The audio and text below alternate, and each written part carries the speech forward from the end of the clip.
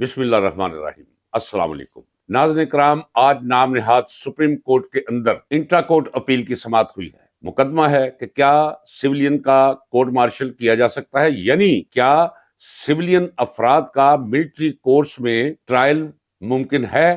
قانون اس کی اجازت دیتا ہے، آئین اس کی اجازت دیتا ہے، اخلاقیات اس کی اجازت دیتے ہیں، فلسفہ قانون اس کے لیے کوئی راہ دیتا ہے؟ جس کا جواب میری طرف سے بحیثیت ایک وکیل کے ہے نہیں۔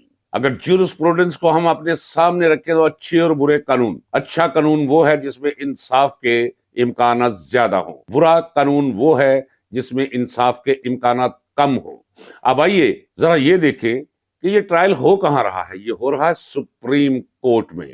سپریم کورٹ کب کی فوت ہو چکی ہے، اس کا جنازہ بھی بڑی دھوم سے نکل چکا ہے، اس کی تدفین بھی ہو چکی ہے۔ اب اس کی قبر کے سرہانے صرف سائے پھر رہے ہیں، غلیظ سائے، منحوس سائے، ججز کی شکلوں میں ڈراؤنے سائے۔ کوئی جج باقی نہیں رہا۔ جب جج باقی نہیں رہا تو انصاف کی توقع آپ کہاں سے کریں گے؟ یہ جو کچھ کلام میں کر رہا ہوں، میں پوری ذمہ داری کے ساتھ کر رہا ہوں۔ مجھے فل بینچ میں بلا لیا جائے، میں ثابت کروں گا کہ یہ عدالت نہیں رہی، یہ کوئی بالہانہ بن چکا ہے۔ ناظرین کرام، ایک مثال آپ کو دیتا چلوں تاریخ سے۔ جب بادشاہ ہوا کرتی تھی، بادشاہ آل نال ہوا کرتے تھے، ان کے بڑے بڑے محل ہوا کرتے تھے، جہاں ان کی بہو، بیٹیاں، بیویاں اور ایک کونے میں ان کی داشتائیں اور کہیں ان کی معشوقائیں وہ رہتی تھی، بسیرا کرتی تھی۔ ان کے پاس آ جا کون سکتا تھا؟ مرد نہیں آ جا سکتے تھے، کیونکہ خطرہ تھا، لہٰذا خواجہ سراؤ کو ڈھونڈا جاتا تھا۔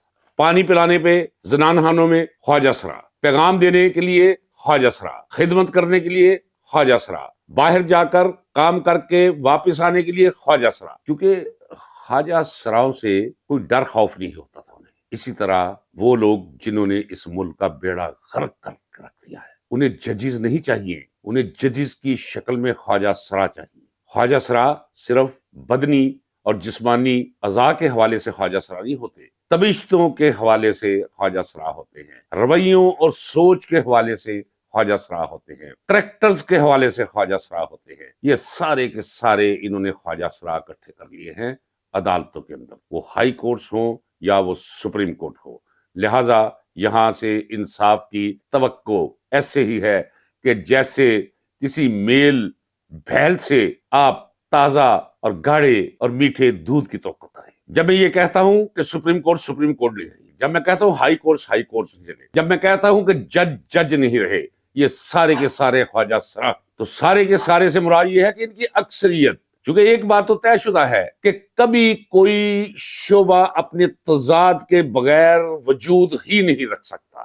تضاد رہتا ہے، جہاں اچھے لوگ ہوں گے وہاں برے لوگ بھی ہوں گے، جہاں برے ہوں گے وہاں اچھے لوگ ضرور ہوں گے۔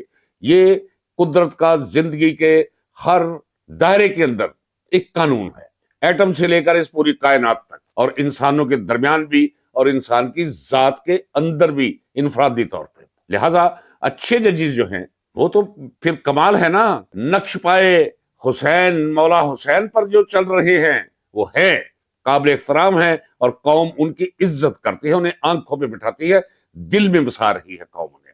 لیکن اکثریت خواجہ سراؤ کی ہے، اکثریت انصاف کے نام پر بے انصافی کرنے والوں کی ہے، اکثریت حیا سے، شرم سے، اور جو عزت ہوتی ہے انسان کے اندر اس سے بالکل عاری ہے وہ لوگ۔ ان سے کیا آپ توقع کریں گے؟ ذرا غور کیجئے کہ سلمان اکرم راجہ نے کمنٹری کے اندر دلائل دیتے ہوئے ایک ریفرنس دیا کہ جناب میرا موکل یعنی عمران خان پاکستان کے لیے فرسٹ کلاس کرکٹ کھیلتا رہا ہے، تو جسٹس حسن اصغر رضوی نے کہا کہ جس دن 9 میں ہوا تھا اس دن موصوف یعنی عمران خان کرکٹ کھیلنے گئے ہوئے تھے۔ یہ سوال کرتے ہوئے نہ کسی سے اس شخص کو شرم آئی ہے نہ حیا آئی ہے۔ کیا اسے علم نہیں کہ کس طرح عدالت کے احاطے سے کھڑکیاں توڑ کر عوام کے مقبول ترین لیڈر عمران خان اور شریف ترین سیاستدان عمران خان کو گرفتار کیا گیا، پھر دھکے دیتے ہوئے باہر تک لایا گیا، پھر گریبان سے پکڑ کر اور کالر سے پکڑ کر گھسیٹتے ہوئے اسے وہ بنکر میں بٹھایا گیا، بنکر نما گاڑی میں بٹھایا گیا۔ جب 9 میں ہوا وہ کرکٹ کھیلنے نہیں گیا تھا، وہ اس قوم کے لیے کھیل رہا تھا اپنی جان پر۔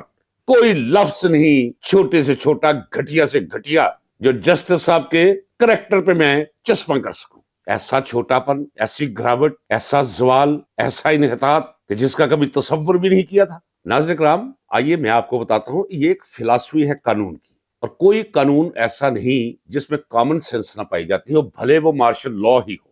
ملٹری کورٹ میں سویلین کے ٹرائل کی فلسفی یہ ہے کہ جب نو آبادیات اپنے قبضوں میں یہ کر رہے تھے، فرانس، اسپین، پرتگال، برطانیہ، تو اس وقت جنرلز نکلا کرتے تھے، فوجی ہوا کرتے تھے وہ، اور جب وہ کوئی علاقہ فتح کر لیتے تھے دور دراز کا جا کر، تو وہاں قاضی بھاگ جاتے تھے، عدالتیں بند ہو جاتی تھی، لوگ اپنی جان بچانے کے لیے جنگلوں میں جا کر پناہ گزین ہو جاتے تھے، ساری ریاستی مشینری بند ہو جاتی تھی، تو لوگوں کے درمیان مسائل تو ہوتے تھے نا۔ وہاں اجازت تھی کہ جب تک جہاں عام عدالتی نظام، نارمل کورٹ سسٹم واپس نہیں آتا، تو ملٹری لا یعنی مارشل لا کے ذریعے لوگوں کے مسائل حل کیے جائیں، اور جس طرح فوجیوں کو سزائیں دی جاتی ہیں، ان کے ٹرائل ہوتے ہیں، ان کے ٹرائل کی گنجائش ہے۔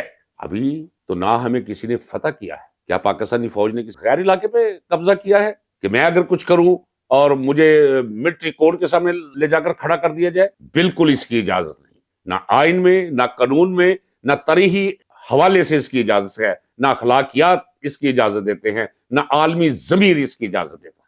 اور ذرا یہاں ایک اور ناظرین کرام ذرا ملاحظہ فرمائیے کہ کیا قدرت کا نظام ہے۔ آج سے آپ کہہ سکتے ہیں کہ 43 ایئرز اگو، یعنی 43 سال پہلے، جب مجھے کولڈ لکھپت جیل میں قائم کی گئی ملٹری کورٹ کے سامنے میرے ساتھیوں سمیت پیش کیا گیا، تو وہاں ہمارے خلاف وکیل کون تھا؟ ذرا غور کیجئے، وہ تھا جس کے بڑوں نے بھگت سنگھ کی مخبری کی اور اسے پھانسی لگوایا، خواجہ سلطان احمد، جس کا بیٹا یہ خواجہ حارث ہے۔ اب وہ بھی ملٹری کورٹ میں کھڑا ہے جمہوریت کے خلاف، شہری آزادیوں کے خلاف، اور انہیں سزائیں دلوانے پہ ایڈی چوٹی کا زور لگا رہا ہے جو اس ملک کو بچانا چاہتے ہیں۔ ذرا دیکھیے اور یہ بھی سن لیجئے کہ جب خواجہ سلطان احمد کو میں نے دیکھا کہ وہ دلائل دے رہا ہے کہ انہوں نے دوسرے ممالک سے، دشمن ممالک سے مل کر ایک جائز اور قانونی حکومت کا تختہ الٹنے کی کوشش کی ہے،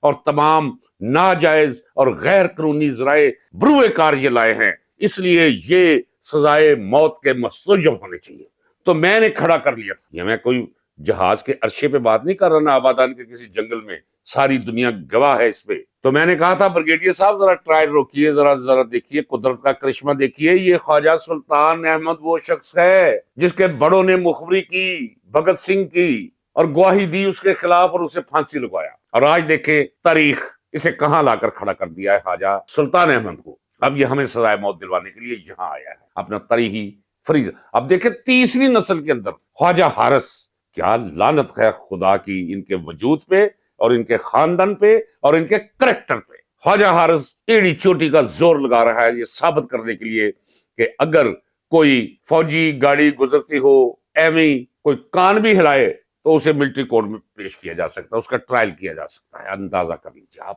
جیسا کہ میں نے کہا کہ یہ عدالتیں نہیں رہی، جیسا کہ میں نے کہا کہ انہیں ججز نہیں چاہیے، انہیں خواجہ سرا چاہیے، جس طرح مغلوں کو اور سلاطین دہلی کو خواجہ سراؤں کی ضرورت ہوتی تھی، جو کچھ بھی نہ کر سکے، جن سے کوئی خطرہ نہ ہو، بے ضرر ہو وہ، اور جس طرح انہیں کہا جائے وہ اسی طرح کرے، سب کام لیے جائیں خواجہ سراؤں سے۔ تو انہوں نے خواجہ سراؤں کو بھرتی کیا ہے۔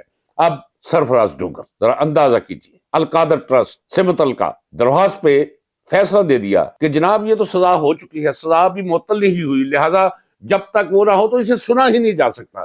یعنی جس کام کے لیے اسے 26ویں نمبر سے لا کر، یعنی لاہور ہائی کورٹ کی سینیارٹی لسٹ میں ججز کی 26ویں نمبر پر تھا، وہ اسے لا کر عامر فروخ کی جگہ ایک دوسرا عامر فروخ اور دوسرا قاضی فائز عیسیٰ وہ بٹھا دیا وہاں۔ اور سپریم کورٹ میں آپ کو بتا چکا ہوں، یہ مندوہیل، یہ مظہر، یہ اظہر، یہ پتہ نہیں کیا نام ہے، امین الدین، تو سارے کے سارے خدا کا قہر ہیں، سپریم کورٹ کی سفید عمارت پر سیاہ دھبے ہیں، یہ لعنت اور پھٹکار ہیں یہ لوگ۔